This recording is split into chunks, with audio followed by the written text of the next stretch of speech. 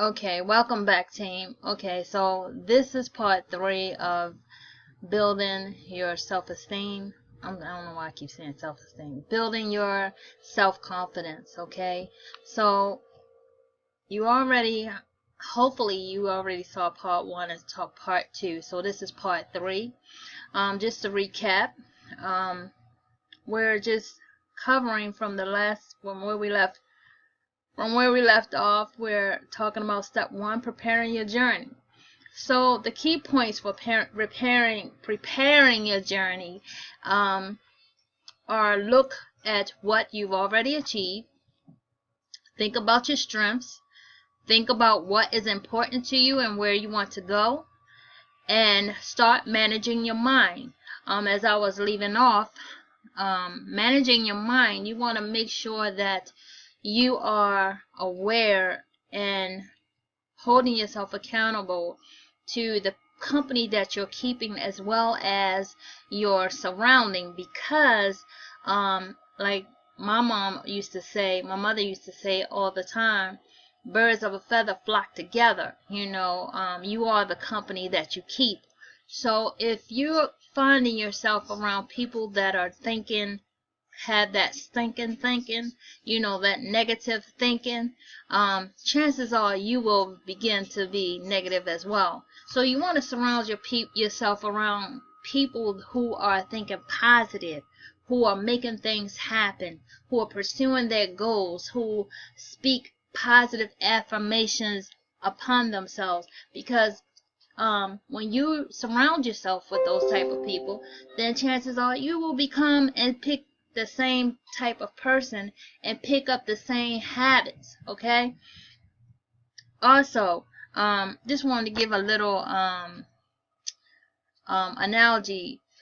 My mother told me one time when she was young, she used to read the Police Block, which is a section in the newspaper that always lists the surrounding crime within the city or the county or surrounding communities.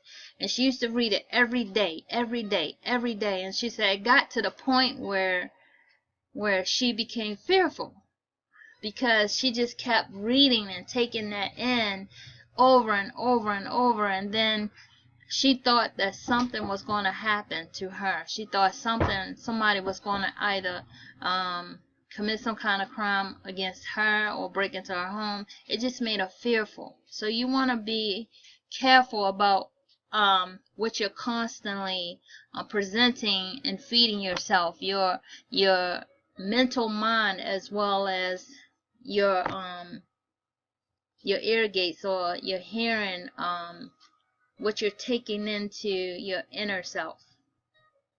So by doing this, managing your mind, you position yourself to be successful. By doing this, you position yourself to be successful. This teaches you how to use and create strong mental images of what you'll feel and experience as you achieve your major goals. There's something about doing this that makes even major goals seem achievable. Okay? And then once you do all of this, you then want to commit yourself to success, which is the final part of the journey, to make a clear and unequivocal promise to yourself that you are absolutely committed to your journey. When your mind is made up and you have that determination and that focus, that drive, and everything is lined up, that means you're committed, and nothing or no one can sidetrack you or direct you or cause you to go in any other direction. So this will give you the power to achieve all that it is you're trying to obtain. So let's go over some tips real quick. Self-confidence is about balance, okay? It is from one extreme, we have people with low self-confidence, and then at another extreme we have people with overconfidence. Okay, so you kind of want to be somewhere in the middle. You don't want to have low self-confidence, and you don't want to be overly, have over self-confidence, because then those are the people that are like kind of like on the obnoxious side sometimes. You know what I'm talking about. You see them people that just sometimes they're doing too much, but not the right thing necessarily. So if you are underconfident, okay, you'll avoid taking risks and stretching yourself, and you might not try at all. And if you're overconfident, you may take on too much risk and stretch yourself too thin, okay, beyond your capabilities, and crash badly, okay. So you're just like even still you'll be setting yourself up to not succeed. You may also find that you're so optimistic that you don't try hard enough to truly succeed. Okay, so now we're going to move on to step 2, setting out. This is when you start even so slowly moving towards your goal. When you when you step out to make that first step, you're moving too slow. You're moving, but you're moving too slow. Okay, by doing the right things and starting with small, easy win, you'll put yourself on the path to success and start building the self-confidence that comes with this. So, what I was saying, like, okay, it's not a bad thing. It's not a bad thing. Sometimes when we step out, we might need to go at a pace where it's not overwhelming, but at the same time it's not like we're walking in place. You want to set yourself at a pace where you're moving, you're trying to go forward. Well, you are going forward, but you're not doing too much, whereas though you're setting yourself up to not succeed. Okay, everybody move at their own pace. We know that's a given. Everybody move at their own pace. Okay, now I might go at a speed that somebody else might go faster, or somebody else might go slower. Only you can determine how fast or how slow you need to go. But you want to make sure that you're not moving so slow that you're not making any progress either. You don't want to go so slow that you're still in your comfort zone.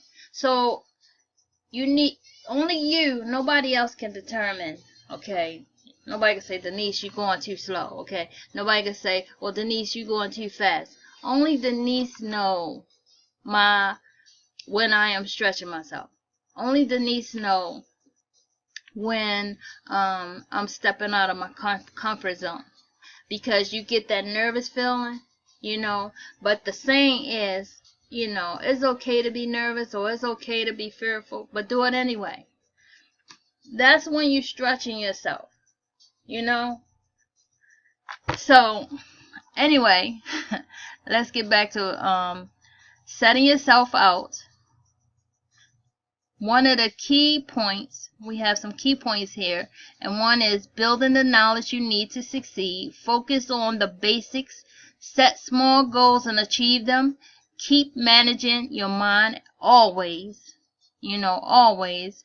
Alright, so by building the knowledge you need to succeed, it helps you understand what you need to do.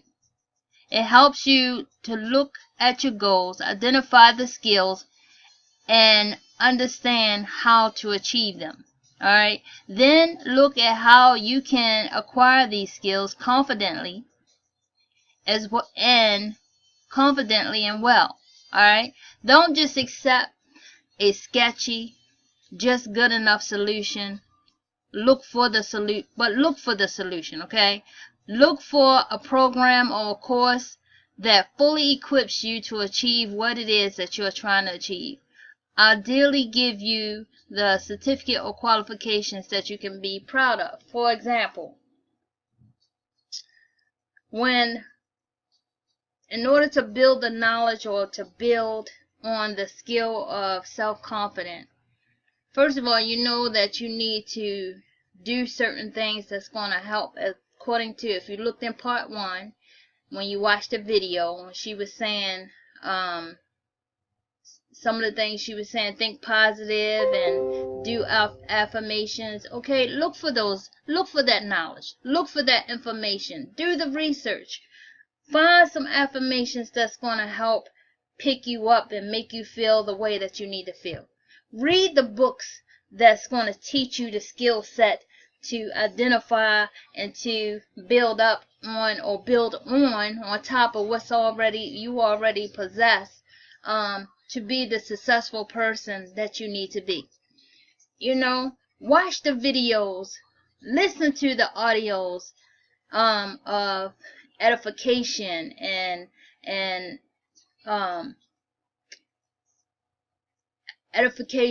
affirmations and on how to be a leader, how to be successful, how to build your confidence, how to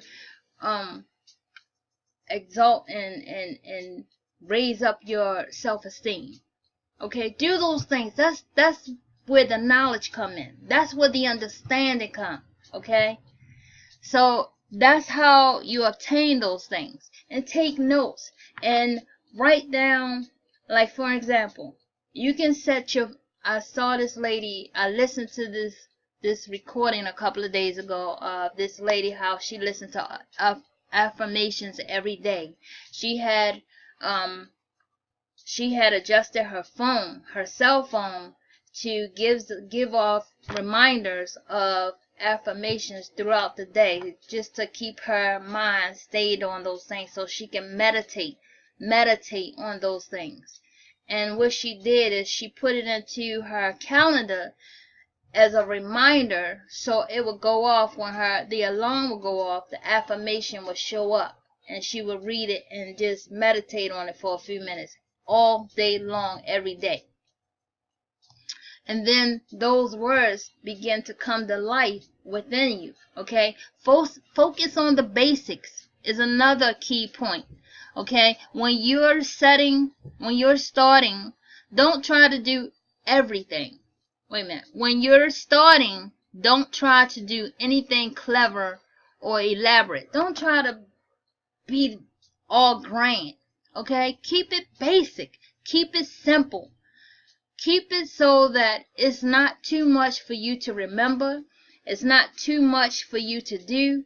You're not stressing yourself out. You're not overwhelming yourself. Something simple and basic. And don't reach for perfection. Okay? Just enjoy doing simple things successfully and well. Master the little things. Also, set small goals and achieve them. Because when you create this big elaborate goal that's way up here and you're down here and you're trying to jump and reach it, and then you don't succeed, all that's going to do is take you right back down. Make your self-confidence fall down even further. Even further. So you want to set small goals that are reachable, that are obtainable. If you say, okay, today I'm going to pass out 5 Blitz cards, and you pass out them 5 Blitz cards, and then on your chart you check it off, passed out 5 Blitz cards. If you are somebody that just have a problem with speaking to people, say, today I'm going to say hello, how you doing, have a nice day, or thank you, or whatever, or compliment somebody. I'm going to do that to 5 people today. And do it. And then when it's done, go to your list, check it off and say, I did that. Guess what? At the end of the week, you're going to have a whole list of all the things that you accomplished, and that's going to do something for you. Guess what it's going to do? It's going to start building up that self-confidence. You're like, oh, wow. and it's going to make you feel some type of way about yourself. That in itself is successful, and you're going to like, wow, I'm